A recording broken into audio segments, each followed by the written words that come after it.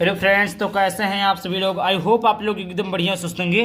तो यहाँ पर देखिए आ चुका है क्लास 12 फिजिक्स 2025 में 2 नंबर वाले सभी महत्वपूर्ण प्रश्न।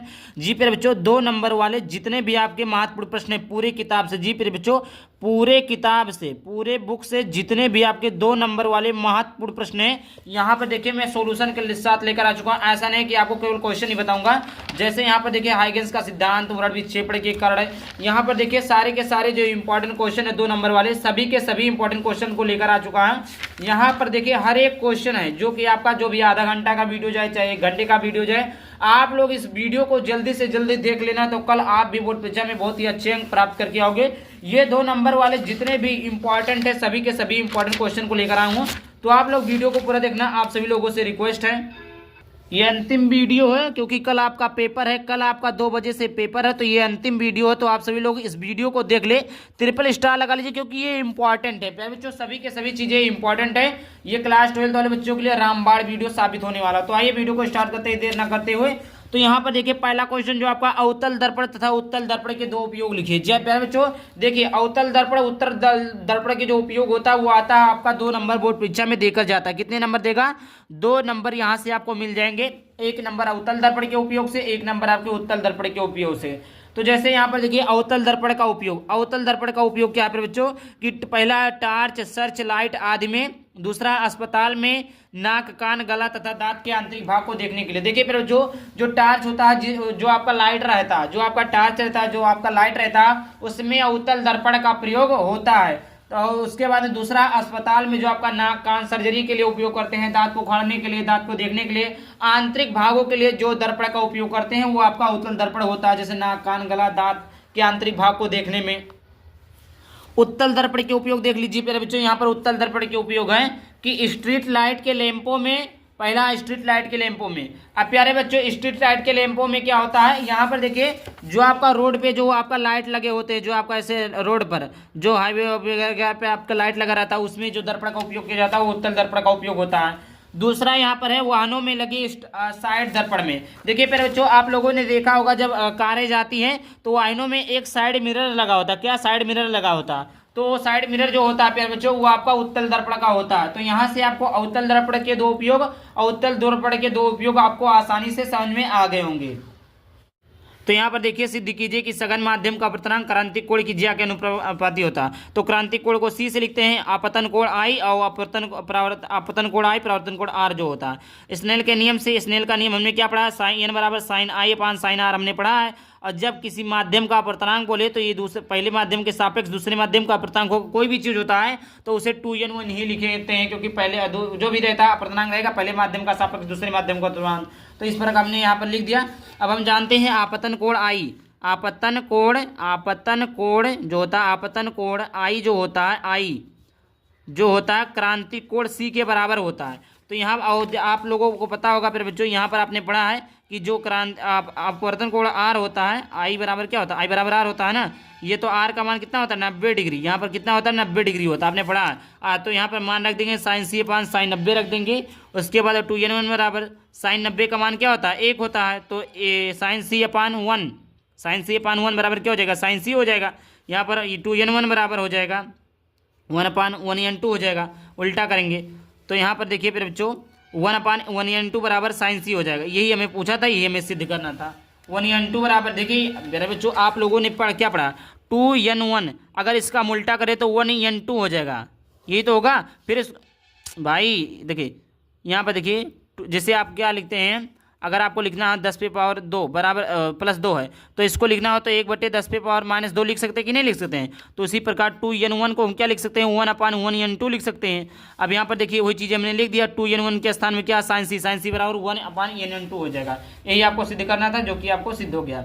आगे बात करते हैं, एक लेंस की फोकस दूरी f है, एक लेंस की फोकस दूरी f है जो एक दीप्त वस्तु का वास्तविक प्रतिबिंब पर्दे पर m गुना बड़ा बनाता है। तो सिद्ध कीजिए कि लेंस से पर्दे की दूरी m+1 है, लेंस से पर्दे की दूरी m+1 है।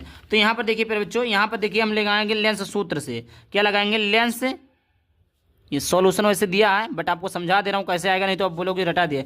लेंस सूत्र से हमने क्या पढ़ा, 1/f बराबर 1/b माइनस 1/u, यही चीज़ हमने पढ़ा है। अब हम क्या करेंगे प्यारे बच्चों, b का गुणा करा देंगे, b का गुणा, दोनों पक्षों में b का गुणा, दोनों पक्षों में b का गुणा कराने पर तो ये बी अपान एफ हो जाएगा बराबर बी अपान यू हो जाएगा, सॉरी बी अपान बी हो जाएगा माइनस का 1 अपान यू हो जाएगा, बी से बी कैंसिल हो जाएगा, बी अपान यू हो जाएगा। तो बी अपान एफ बराबर क्या हो जाएगा 1 अपान 1 माइनस बी अपान यू हो जाएगा प्यारे बच्चों। और यहाँ पर प्यारे बच्चों आपको भी पता है कि आवर्धन क्षमता एम बराबर क्या होता है, बी अपान यू होता है, बी अपान यू होता है। तो यहाँ पर हम करेंगे क्या क्या, बी मान क्या आया प्यारे बच्चों, बी बराबर 1 माइनस बी अपान यू आया है, तो बी बराबर 1 माइनस यहाँ पर रख देंगे एम, बी अपान एफ है ना, यहाँ पर बी अपान एफ है।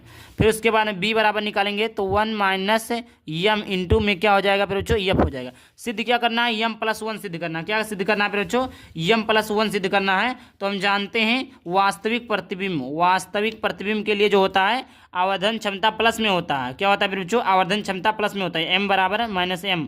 तो यहाँ पर बी बराबर क्या हो जाएगा प्यारे बच्चों, बी बराबर आपका हो जाएगा माइनस का 1, तो ये आपका 1 प्लस एम हो जाएगा। क्या हो जाएगा प्यारे बच्चों, 1 प्लस एम इंटू एफ हो जाएगा। तो बी बराबर क्या हो जाएगा बच्चों, 1 एम प्लस एफ। यही जो आपको सिद्ध करना था, यही आपको सिद्ध करना था, ये यहाँ पर आया है, देख लीजिएगा ऐसा है, सब कुछ आपको दिखा दिया गया है। ठीक, अब चलिए आगे बात करते हैं, अगला क्वेश्चन यहाँ पर देख लेते हैं। अगला यहाँ पर है वर्ण विक्षेपण। क्या है बच्चों, वर्ण विक्षेपण क्या है, वर्ण विक्षेपण का कारण लिखिए। तो जब श्वेत प्रकाश को प्रिज्म से गुजारा जाता है, तो प्रकाश अवयव रंगों में, अवयव मतलब अलग अलग रंगों में विभाजित हो जाता है। इन 7 रंगों की एक पट्टी बनती है, इस घटना को वर्ण विक्षेपण कहते हैं। मेरे बच्चों यहाँ पर देखिए, जब यहाँ पर क्या बच्चों, यहाँ पर देखिए एक प्रिज्म है। क्या बच्चों, यहाँ पर देखिए,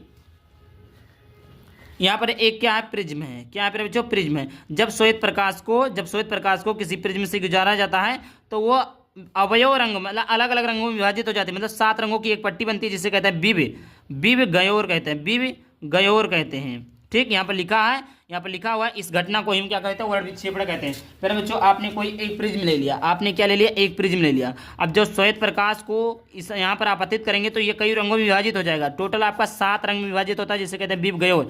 इसी घटना को हम क्या कहते हैं, वर्ण विक्षेपण कहते हैं। तो वही चीज लिखा है, जब श्वेत प्रकाश को प्रिज्म से गुजारा जाता है तो प्रकाश अपने अवयव रंगों में विभाजित, अर्थात अलग अलग रंगों में विभाजित हो जाता है, जिसमें 7 रंगों की पट्टी बनती है। इस घटना को वर्ण विक्षेपण कहते हैं। वर्ण विक्षेपण के कारण क्या है बच्चों, जो कि मोस्ट इंपॉर्टेंट है, सारी के सारी वैसे इंपॉर्टेंट है, जो कि मैंने बताया पहले ही कि प्रिज्म के पदार्थ का अपवर्तनांक भिन्न भिन्न रंगों के लिए भिन्न भिन्न होता है। बच्चों प्रिज्म के पदार्थ का जो अपवर्तनांक होता है बच्चों भिन्न भिन्न रंगों के लिए भिन्न भिन्न होता है, जिसके कारण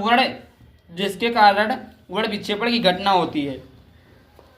आगे यहाँ पर बात कर लेते हैं, हाइगेंस के तरंग सिद्धांत की व्याख्या कीजिए। फिर बच्चों आपने हाइगेंस के तरंग सिद्धांत की व्याख्या केवल बच्चों आपको आता है, जब पूरा थ्योरी आएगा 5 नंबर में आएगा, बट आपका जब हाइगेंस के तरंगों की सिद्धांत की व्याख्या केवल लिखने के लिए बोलेगा तो ये आपका यहाँ पर 2 नंबर में आएगा, इसलिए हमने इसको लिया है 2 नंबर में लिया है इसको। हाइगेंस के तरंग सिद्धांत के अनुसार जब प्रकाश तरंग के रूप में चलता है, क्या बोला यहाँ पे बच्चों, हाइगेंस के तरंग सिद्धांत के अनुसार प्रकाश तरंगों के रूप में चलता है। प्रकाश किसके रूप में, ऐसे ऐसे चलता नहीं, तरंगों के रूप में चलता है। ये तरंगे प्रकाश स्रोत से निकलकर सभी संभव दिशाओं में प्रकाश के वेग से चलती है। बच्चों जब प्रकाश आएंगी तो जहां तक संभव हो जाएगा, जिस दिशा में संभव हो जाएगा वहां जाएगी। तो ही बोला है संभव दिशाओं में प्रकाश के वेग से चलती, प्रकाश का वेग बहुत फास्ट होता है। हाइगेंस के समय तक वैज्ञानिकों का यह मानना था कि तरंगों के संचरण के लिए माध्यम की आवश्यक है। पर बच्चों आपको भी पता है, सबको भी पता है कि प्रकाश को चलने के लिए किसी माध्यम की आवश्यकता नहीं होती है, लेकिन हाइगेंस के पहले क्या होता था, हाइगेंस क्या बोला यहाँ पर, हाइगेंस के समय तक वैज्ञानिकों को यह मानना था, जब तक हाइगेंस थे तब तक वैज्ञानिक क्या मानते थे कि जो प्रकाश चलता है उसको चलने के लिए किसी माध्यम, किसी रास्ता, किसी रोड, किसी चीज़ की आवश्यकता होती है। लेकिन जब हाइगेंस की कहानी समाप्त हुई तो वहाँ पर लोगों को पता चला कि तरंग को चलने के लिए माध्यम की आवश्यकता बिल्कुल भी नहीं होती है। इसलिए हाइगेंस ने एक सर्वव्यापी माध्यम ईथर की परिकल्पना की और यह माना कि ईथर लगभग भारहीन होता है। फिर बच्चों ईथर क्या होता है, ईथर जो आपने पढ़ा है केमिस्ट्री में पढ़ा है, ईथर क्या होता है, भारहीन होता है। ईथर भारहीन होता है, ईथर की कल्पना की माना कि ईथर भारहीन होता है, अतः यह प्रत्येक पदार्थ में प्रवेश कर सकता है। कोई भी पदार्थ हो, कोई भी चीज़ हो, उसमें क्या कर सकता है, प्रवेश कर सकता है। तथा इसकी प्रत्यास्थता बहुत अधिक होती है। इसी कारण प्रकाश तरंगे ईथर में बहुत अधिक वेग से चलती है। जब ये तरंगे किसी वस्तु से परिवर्तित होती है तो हमारी आंखों की रेटिना पर पड़ती है, जिससे वस्तु में स्पष्ट रूप से देने लगती है। पर बच्चों मेन मोटिव ये है कि जब तरंग सिद्धांत पहले था, हाइगेंस के पहले जो था, तो उसमें लोगों का मानना था कि प्रकाश को चलने के लिए तरंगों की आवश्यकता नहीं होती है, लेकिन लोगों का फिर बाद में पता चला कि नहीं, प्रकाश को चलने के लिए तरंगों की आवश्यकता होती है। उसके बाद में हाइगेंस ने एक सर्वव्यापी माध्यम ईथर को लिया, जो कि एक बहुत ही भारहीन और बहुत ही हल्का चीज होता है, और जो मतलब हल्का चीज होता है, भारीन और प्रत्याश भी बहुत अधिक है, उसका प्रत्याश भी बहुत अधिक है और वो अधिक वेग से चलती है। और जब किसी वस्तु परिवर्तित होती है, जब किसी वस्तु पड़ती है और परिवर्तित होकर हमारी आंखों पर पड़ती है, तो हमें उसका स्पष्ट रूप से प्रतिबिंब दिखाई देता है। इस प्रकार आपका हो गया। और चलिए आगे बात कर लेते हैं। यहाँ पर आगे है व्यतिकरण के लिए आवश्यक शर्तें लिखिए। पहले बच्चों हमें व्यतिकरण के लिए आवश्यक शर्तें लिखना है। यहाँ पर देखिए पहला दिया आवश्यक शर्त, पहला यहाँ पर दिया आवश्यक शर्त कि दोनों प्रकाश स्रोत कला संबंध होने चाहिए। प्रधानतः मतलब कलांतर नियत होना चाहिए, कला संबंध होने चाहिए, अर्थात कला फाई जो है उसका मान नियत होना चाहिए। आगे बात कर लेते हैं। यहाँ पर आगे है कि दोनों तरंगों की आवृत्तियां अथवा तरंग देर बराबर होनी चाहिए। तरंगों की आवृत्तियां जो फिर एन तथा तरंग देर बराबर होनी चाहिए। तीसरा पॉइंट जो है व्यतिकरण के लिए दोनों तरंगों के आयाम बराबर होने चाहिए। आयाम को हम किससे लिखते हैं फिर बच्चों? ए से लिखते हैं। दोनों तरंगों के आयाम बराबर होनी चाहिए। चौथा पॉइंट यहाँ पर है प्रकाश स्रोतों के बीच की दूरी बहुत कम होनी चाहिए। ऐसा नहीं प्रकाश स्रोतों के बीच की दूरी बहुत अत्यधिक हो, नहीं, अत्यधिक नहीं होनी चाहिए, बहुत कम होनी चाहिए। अगला आपका प्रकाश स्रोत संकीर्ण होना चाहिए। मतलब संकीर्ण का मतलब होता है मेरे बच्चों पतला, संकीर्ण का मतलब बहुत पतला, तो प्रकाश स्रोत पतला होना चाहिए। आगे बात कर लेते हैं। अगला प्रश्न मोस्ट इंपॉर्टेंट है, यहाँ पर मोस्ट इंपॉर्टेंट है कि प्रकाश के विवर्तन से क्या तात्पर्य है? विवर्तन के लिए आवश्यक शर्त लिखिए। पहले बच्चों यहाँ पर ये जो क्वेश्चन है ये मोस्ट इंपॉर्टेंट टॉपिक है, मोस्ट इंपॉर्टेंट है। पहले बच्चों एक एक क्वेश्चन मोस्ट इंपॉर्टेंट है। आप लोग इन प्रश्नों को तैयार करके जाइए प्लीज। आप लोगों से हाथ जोड़ कर निवेदन है कि पढ़ के जाइएगा, हो सकता है आ जाए। आप एक कन्फर्म नहीं कि जितना क्वेश्चन बता रहा हूँ सारे के सारे आ जाए, बट हाँ जो इंपॉर्टेंट है आ सकता है। बाद में मेरा दोष मत दीजिएगा कि पूरा आ गया तो आप लोग बोलेंगे नहीं, लेकिन नहीं आता है तो आप लोग दोष रखते हैं, सर आप बताएं हम पढ़ कर गए आया ही नहीं। तो ऐसा नहीं बच्चों, इंपॉर्टेंट है, आएगा। वैसे अगर नहीं आता है किसी ना किसी सेट में पूछेगा, ये तो 100% की गारंटी है आपका। और आपको भी पता होगा, देखते होंगे, बुक पढ़े होंगे, तो आपको पता होगा कि कितना इंपॉर्टेंट है। जब प्रकाश कड़ी किसी पतली स्लिट अथवा किसी तीक्ष्ण अवरोध पर पड़ती है तो वह स्लिट अथवा अवरोध के किनारों की ओर आंशिक रूप से मुड़ जाता है। इस घटना को ही प्रकाश का विवर्तन कहते हैं। फिर बच्चों प्रकाश के विवर्तन में आपने पढ़ा होगा, कोई इस प्रकार हमने क्या ले लिया, स्लिट ले लिया, कोई इस प्रकार हमने क्या ले लिया, स्लिट ले लिया, स्लिट ले लिया। यहाँ क्या बोला, पतली स्लिट है, ये आपका पतली स्लिट है, अथवा तीक्ष्ण अवरोध पर पड़ती है, तीक्ष्ण अवरोध पर पड़ती है तो इस प्रकार मुड़ जाती है। बच्चों इस प्रकार मुड़ जाती है, इस प्रकार क्या होती है, मुड़ जाती है, इस प्रकार मुड़ जाती है, इस प्रकार किनारों की ओर। ये प्रकार आपको आंशिक रूप से बहुत हल्का, बहुत कम मुड़ेगा। जैसे ऐसे लिखना, ऐसे नहीं मुड़ जाएगी 90 डिग्री पे, मतलब ऐसे आपका ऐसे रहता है, ऐसे तो बहुत ही कम ऐसे मुड़ जाएगी। उसी घटना को हम क्या कहते हैं, प्रकाश के विवर्तन कहते हैं। इसकी शर्त लिखिए, विवर्तन के लिए आवश्यक शर्त जो है फिर बच्चों यहाँ पर देखिए, विवर्तन के लिए आवश्यक शर्त है, विवर्तन के लिए स्लिट अथवा अवरोध को आकार प्रकाश की तरंग देर की कोटि की होनी चाहिए। विवर्तन के लिए स्लिट अथवा अवरोध का जो आकार है प्रकाश की तरंग देर की कोटि का होना चाहिए। ऐसा नहीं है किसी भी कोटि का हो, जितना जैसा आपका प्रकाश आए, मतलब जिस प्रकार से प्रकाश आए, जितना मोटा आपका प्रकाश हो, उसी प्रकार का आपका स्लिट अथवा अवरोध का आकार होना चाहिए। चलिए आगे बात कर लेते हैं मोस्ट इंपॉर्टेंट की तरफ। प्रकाश विद्युत उत्सर्जन अथवा प्रकाश विद्युत प्रभाव क्या है? बच्चों प्रकाश विद्युत उत्सर्जन अथवा प्रकाश विद्युत प्रभाव क्या है, मोस्ट इंपॉर्टेंट टॉपिक है। तो जब किसी धातु की सतह पर एक निश्चित आवृत्ति से अधिक आवृत्ति के प्रकाश की किरणों को डाला जाता है तो धातु की सतह से इलेक्ट्रॉन का उत्सर्जन होने लगता है। इस घटना को प्रकाश विद्युत उत्सर्जन अथवा प्रकाश विद्युत प्रभाव कहते हैं। पर बच्चों यहाँ पर देखिए मैं आपको समझा देता हूँ, ये तो आपका बहुत ही आसान है। 1 सेकंड। जैसे यहाँ पर प्यारे बच्चों हमने क्या ले लिया, एक धातु ले लिया, यहाँ पर एक धातु ले लिया, कोई धातु है, और जब प्रकाश की किरणें इस पे पड़ती है, जब किसी धातु की सतह पर, यह आपका धातु की कोई सतह, कोई धातु का टुकड़ा हमने ले लिया इस सतह पर, और देखिए कोई निश्चित का मतलब होता है प्यारे बच्चों, एक इतनी निश्चित मात्रा दी जाए कि वह मतलब जैसे क्या होता है फिर बच्चों, इसका मतलब जैसे कोई चीज़ है, अब कोई बड़ा बच्चा है और कोई छोटा बच्चा है, ठीक, तो अगर छोटे बच्चे को मारना है तो इसे बड़ा बच्चा होना चाहिए ना। इसी प्रकार इसी में भी जब किसी धातु की सतह, ये धातु की सतह है, एक निश्चित प्रकाश को छोड़ा जाता है, एक निश्चित आवृत्ति से अधिक आवृत्ति की किरणों को डाला जाता है तो धातु की सतह से इलेक्ट्रॉन का उत्सर्जन होने लगता है। इस घटना को प्रकाश का विद्युत उत्सर्जन अथवा प्रकाश विद्युत प्रभाव कहते हैं। फिर बच्चों को देखिए, कोई छोटा लड़का कोई बड़ा लड़का है, तो अगर बड़ा लड़का छोटे लड़के से लड़ता है तो कौन जीतेगा? बड़ा लड़का ही जीतेगा ना। तो यहाँ पर धातु में, यहाँ पर एक धातु है, यहाँ पर एक धातु है, और इसकी जो क्षमता है, इसकी जो आवृत्ति है, उससे अधिक आवृत्ति का प्रकाश है। ऐसा नहीं है कि जो इसमें है उससे कम आवृत्ति का प्रकाश, बिल्कुल नहीं। क्योंकि फिर बच्चों अगर कम आवृत्ति का प्रकाश आएगा तो परावर्तन हो ही नहीं पाएगा, इसी में समाहित हो जाएगा। तो क्या बोला है, जब किसी धातु की सतह पर एक निश्चित आवृत्ति से अधिक आवृत्ति के प्रकाश को डाला जाता है तो इसमें से कुछ इलेक्ट्रॉन का क्या होगा? उत्सर्जन होगा। इस घटना को हम प्रकाश विद्युत उत्सर्जन अथवा प्रकाश विद्युत प्रभाव कहते हैं। आई होप प्यारे बच्चों क्लियर हो गया होगा। सारे प्यारे बच्चों इतने आसानी तरीके से, इतने अच्छे तरीके से मैं समझा रहा हूँ, आप लोग वीडियो को प्लीज पूरा देखना। पसंद आए तो वीडियो को लाइक करके चैनल को सब्सक्राइब भी कर देना। यहाँ पर देखिए कुछ और मोस्ट इंपॉर्टेंट टॉपिक है। देखिए पूरे वीडियो को देखेंगे तभी समझ में आएगा। क्या आप जो प्रयुक्त प्रतीकों को समझाते हुए आइंस्टीन का प्रकाश विद्युत समीकरण लिखिए। पर बच्चों प्रतीकों को समझाना है कि कौन सा प्रतीक क्या है, यहाँ पर आपको समझाना अच्छे तरीके से। तो यहाँ पर प्यारे बच्चों आइंस्टीन का जो समीकरण होता है वो आपका ई बराबर होता है W0 प्लस में होता है के मैक्सिमम। क्या होता है? के मैक्सिमम। ये आपका प्रकाश विद्युत समीकरण है। के मैक्सिमम बराबर अगर निकाल लें हम, के मैक्सिमम का अगर हमें निकालना है तो के मैक्सिमम निकालेंगे प्यारे बच्चों, तो ये ई आपका है, ये आपका W0 इधर आ जाए, ये आपका सूत्र हो गया। अब के मैक्सिमम का सूत्र जो होता है बच्चों वो होता है हाफ एम बी स्क्वायर, और बी जो हो मैक्सिमम होना चाहिए, बी क्या हो? मैक्सिमम होना चाहिए। और ई जो होता है, ई बराबर होता है एच म्यू होता है, H mu minus H mu naught होता है, एच म्यू नॉट होता है। अब यहाँ पर ये हो जाएगा। अब यहाँ पर एक काम कर लें फिर बच्चों, half M B square maximum half बराबर एच कॉमन कर लें, बचेगा क्या? म्यू माइनस म्यू नॉट बचेगा। अब यहाँ पर चलिए समझाते हैं कि क्या है। एम जो होता है फिर जो एम आप तो सदैव पढ़कर आ रहे हैं कि एम जो होता है कण का द्रव्यमान होता है, ये आपको 100% पता होना चाहिए। एम जो होता है कण का द्रव्यमान होता है। बी मैक्सिमम जो होता है वो मैक्सिमम इसका होता है अधिक मेरे बच्चों, मैक्सिमम मीन्स क्या होता है? अधिक होता है। और बी का मतलब क्या होता है? वेग। क्या होता है? वेग। तो अधिकतम वेग, किसका वेग? अधिकतम फोटान का अधिकतम वेग। एच जो होता है फिर बच्चों, एच जो होता है आपका प्लांक नियतांक होता है, प्लांक नियतांक निकालने के लिए भी आता है कई बार। और म्यू जो होता है फोटान की आवृत्ति है। यहाँ पर जो म्यू है फिर बच्चों वो फोटान की आवृत्ति है, और म्यू नॉट जो है फिर बच्चों वो आपका देहली आवृत्ति है। म्यू जो है फोटान की आवृत्ति है, म्यू नॉट जो है फिर बच्चों वो देहली आवृत्ति है।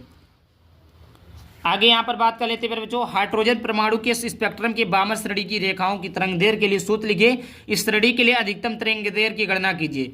मेरे बच्चों हाइड्रोजन परमाणु के स्पेक्ट्रम में वामन श्रेणी की रेखाओं की तरंगदैर्घ्य के लिए सूत्र लिखना है, इसके लिए अधिकतम। तो पहला होता है फिर बच्चों लाइमन श्रेणी, दूसरा होता है वामन श्रेणी, तीसरा होता है पार्श्वन श्रेणी, चौथा होता है ब्रैकेट श्रेणी, और पांचवा होता है कुंड श्रेणी। ये आपका कितने श्रेणी हो गए फिर बच्चों? 5 श्रेणी हो गए। कितने श्रेणी हो गए फिर बच्चों? यहाँ पर आपके 5 श्रेणी हो गए, लाइमन, वामन, पार्श्वन, ब्रैकेट, कुंड। अब यहाँ पर देखिए फिर बच्चों वामन श्रेणी के लिए जो सूत्र होता है वो होता है 1/λ बी बराबर आर ब्रैकेट में 1/n1 का होल स्क्वायर माइनस 1/n2 का होल स्क्वायर, 1/λ बी बराबर हो जाएगा बी। यहाँ पर फिर बच्चों क्या करेंगे? n1 का मान क्या? प्रथम श्रेणी, लाइमन श्रेणी, 2 रख देंगे, 2 रख देंगे, तो अपान 2 स्क्वायर बराबर 1 माइनस n1 का स्क्वायर, ये आपका हो गया। अधिकतम तरंगदैर्घ्य के लिए भाई वामन श्रेणी 2 लिए, वामन श्रेणी के लिए पूछा ना फिर बच्चों। यहाँ पर देखिए आप कंफ्यूजन मत होइएगा। लाइमन श्रेणी के लिए बोलेगा तो n1 का मान 1 रखेंगे, वामन श्रेणी के लिए बोलेगा तो 2 रखेंगे। तो यहाँ पर वामन श्रेणी के लिए क्या बोला? 2, तो n1 के स्थान पर हमने क्या रख दिया? 2। इस प्रकार रखेंगे। पार्श्वन श्रेणी के लिए बोलता 3, लाइमन श्रेणी के लिए बोलता 1, ब्रैकेट श्रेणी के लिए बोलता 4, कुंड श्रेणी के लिए बोलता तो 5। इस प्रकार आप लिखते चले जाएंगे। अधिकतम तरंगदैर्घ्य के लिए n2 बराबर क्या हो जाएगा फिर बच्चों? n2 बराबर आपका हो जाएगा 3, 4, 5, 6 डॉट डॉट जितना भी, तो 1/λ बी बराबर हो जाएगा। यहाँ पर आर है, आर लिख रहेगा 1/4। दो जैसे हमने वामन श्रेणी लिया था तो 2 रखा, 1/4 हो गया, माइनस 1/n2 का मान हमने 3 ले लिया तो 3 का वर्ग करेंगे 9, 1/9 हो जाएगा। 1/λ बी बराबर आर ब्रैकेट में 9 अक्कुम 9, इसको मैं सिद्ध कर देता हूँ। 9 अक्कुम 9 माइनस का 4/36, यहाँ पर 5 कितना आ जाएगा? 36, यहाँ पर 5/36 आ गया। फिर बच्चों 1/λ बी बराबर आर ब्रैकेट में 5/36। क्या काम करेंगे फिर बच्चों? यहाँ पर बता देते हैं 1/λ बी बराबर क्या हो जाएगा? 5/36, 5r/36। इसको उल्टे देंगे, लैम्डा बी ऊपर चला जाएगा और एक नीचे चला आएगा, तो ये आपका 36/5 हो जाएगा। यहाँ से एक हटा सकते हैं, इससे कोई दिक्कत नहीं, हर में एक का मतलब कुछ नहीं होता, 36/5 हो जाएगा। यहाँ पर ये चीज़ें हो गई, ये चीज़ें आपका हो गया। चलिए यहाँ पर देख लेते हैं, आगे बात कर लेते हैं। आगे यहाँ पर है फिर बच्चों अभी आपका 2 क्वेश्चन बचा है। 2 क्वेश्चन है कि सिद्ध कीजिए कि नाभिक का घनत्व द्रव्यमान संख्या पर निर्भर नहीं करता। नाभिक का घनत्व क्या होता है फिर बच्चों? घनत्व जो होता है द्रव्यमान संख्या पर निर्भर नहीं करता। तो नाभिक का जो आयतन होता है फिर बच्चों, नाभिक का आयतन जो गोलाकार होता है, तो गोले का आयतन 4/3 पाई आर क्यूब होता है, ये आपको पता है। और यहाँ पर आर बराबर होता है फिर जो आर बराबर क्या होता है, यहाँ पर आपको पता होगा कि आर बराबर होता है R0/A⁴ बी बराबर 4/3 पाई आर क्यूब है। यहाँ पर बी बराबर 4/3 पाई, आर का मान रख देंगे, यहाँ पर आर का मान हमने रख दिया। बी बराबर हो जाएगा 4/3 पाई इंटू तीनों का घात खोल देंगे तो R0³ इंटू A⁴ गुणे 1/3, 3 से 3 कैंसिल, ए आ जाएगा। बी का मान आएगा, आयतन कितना आ गया? ए आ गया। आयतन आपका इतना आ गया। द्रव्यमान संख्या बराबर क्या होता है? ए होता है। द्रव्यमान संख्या को ए से करते हैं। घनत्व बराबर क्या होता है बच्चों? घनत्व बराबर होता है आपका द्रव्यमान बटे आयतन। तो ना द्रव्यमान क्या होता है बच्चों? द्रव्यमान आपका क्या है? घनत्व बराबर क्या होता है? द्रव्यमान बटे आयतन। तो द्रव्यमान संख्या ए है, आयतन आपका बी है। तो यहाँ पर ए और बी का मान रख देंगे तो ए का मान ए रहेगा, आयतन बी का मान इतना हम रख दिए। ठीक, यहाँ से ए कट गया जाएगा और यहाँ पर घनत्व बराबर हो जाएगा 3/4 पाई आर क्यूब। तो यहाँ पर देखिए प्यारे बच्चों, यम का स्थान, ए का स्थान कहीं है प्यारे बच्चों? कहीं आपको ए दिख रहा है प्यारे बच्चों? कहीं पर आपको यहाँ पर कहीं पर भी आपको ए दिख रहा है? कहीं ए दिख रहा नहीं दिख रहा ना, तो ए नहीं है। इसका मतलब क्या है कि नाभिक का जो घनत्व तो द्रव्यमान संख्या पर निर्भर नहीं करता है। चाहे द्रव्यमान संख्या हो चाहे ना हो, उससे नाभिक का घनत्व कुछ भी फर्क पड़ने वाला बिल्कुल भी नहीं है। आगे यहाँ पर बात कर लेते हैं युग्म उत्पादन तथा युग्म विनाश क्रिया को उदाहरण से समझाइए। फिर बच्चों, युग्म उत्पादन तथा युग्म विनाश को क्रिया से समझाना है, क्रिया को उदाहरण से समझाना है। जब कोई ऊर्जावान गामा किरणें फोटान किसी पदार्थ पर आपतित होती हैं, कोई भी पदार्थ हो उस पर जब ऊर्जावान का मतलब जो ऊर्जा हो, जिसमें बहुत अत्यधिक ऊर्जा हो, गामा किरणें आपको आपतित होती है, तो वह पदार्थ के किसी नाभिक द्वारा अवशोषित कर लिया जाता है। फिर बच्चों, जब कोई पदार्थ रहेगा, अब पदार्थ में क्या होता है? नाभिक होता है, ये आपको पता है। पदार्थ में नाभिक होता है। जब ऊर्जावान किरणें, कोई ऊर्जा रहित कोई ऊर्जा वाली किरणें इसमें आएंगी, तो पदार्थ में जो नाभिक होता है, नाभिक इसको आकर्षित कर लेगा, नाभिक उसको अवशोषित कर लेगा, मतलब इसमें समाहित कर लेगा, नाभिक अवशोषित कर लेगा। तथा इसकी ऊर्जा के इलेक्ट्रॉन, एक पराजिट्रॉन की उत्पत्ति होती है, मतलब उसको अवशोषित करके एक इलेक्ट्रॉन या वह एक पराजिट्रॉन की उत्पत्ति होती है। इस प्रक्रिया को युग्म उत्पादन कहते हैं, जो कि hμ बराबर होता है +1 V0। फिर बच्चों, ये हमने पूरा समझा दिया। आई होप वीडियो पसंद है। वीडियो को लाइक करके चैनल को सब्सक्राइब करना। चलिए मिलता है किसी नए प्रश्न के साथ, तब तक के लिए बाय बाय। Thank you. जय हिंद, जय भारत, वंदे मातरम।